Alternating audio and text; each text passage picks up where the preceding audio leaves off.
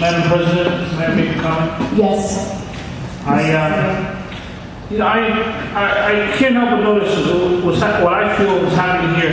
There is a misperception of our interest in what the community has to say.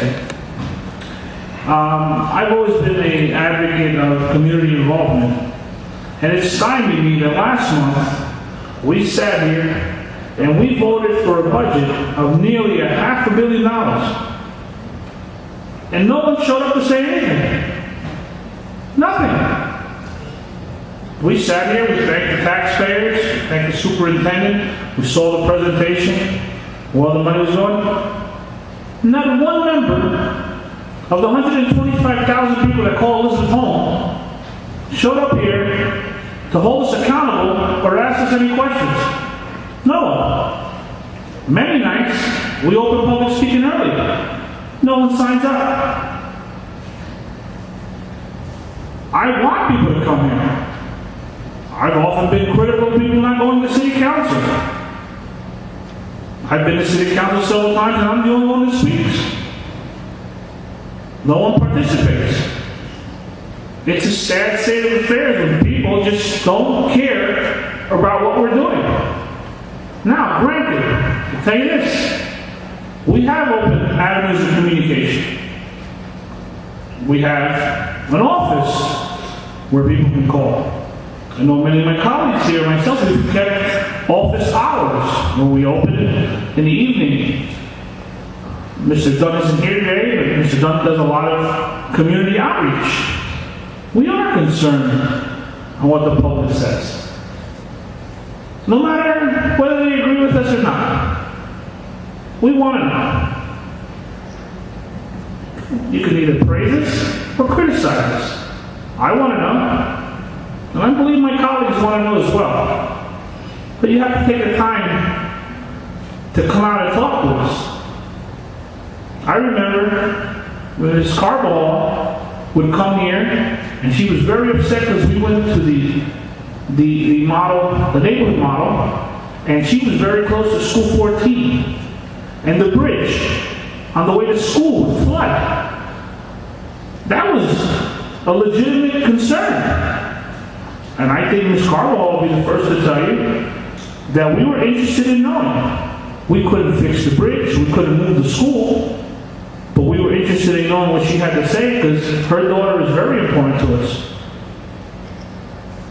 And her education is very important to us and her well-being. And I think we've come a long way. And we've heard Ms. Carball. She continues to express her concerns. And she could probably tell you of so many avenues and ways. I know Ms. Carball has my cell phone number. See, it's not enough just to come here and say we don't want to listen when you're not doing enough to communicate. Can't pick and choose. The woman that spoke before lives on 2nd Street. We're neighbors. I live on 1st and Fulton. We're neighbors. I'd be more than happy to visit you and listen to your concerns. I would love it. I'll bring the donuts. Okay? So, I encourage my colleagues to recognize that what's happening here is a perception. You see? Some people perceive that we don't care, and that's dangerous. Because I know it's not true.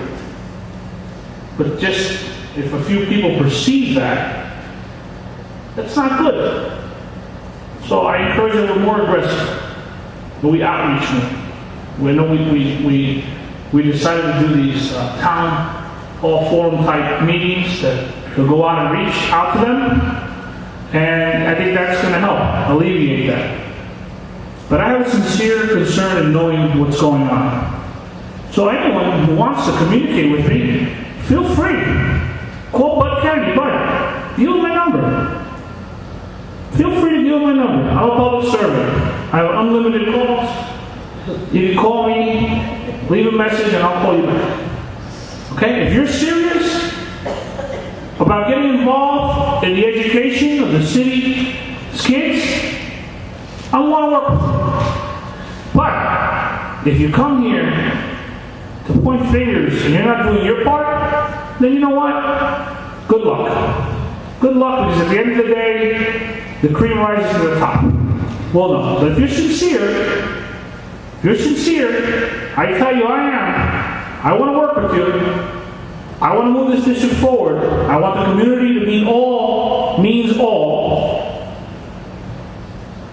Reach out. Let's talk. Let's communicate. Okay? And we'll keep doing what we're doing. We're going to continue the progress. Thank you.